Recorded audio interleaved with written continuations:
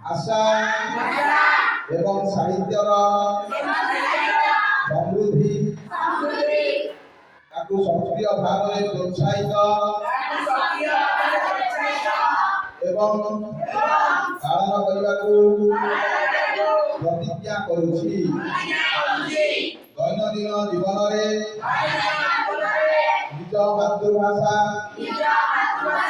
व्यवहार करी मु अन्य मानकु मोर भाषा सह परिचित कराइबी।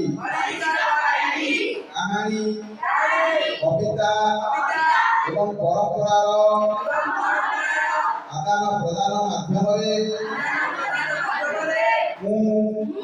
आम राज्य तथा राज्य बाहर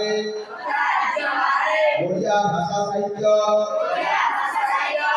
प्रचार एवं प्रसार सहयोग करी। वंदे उत्कल जननी।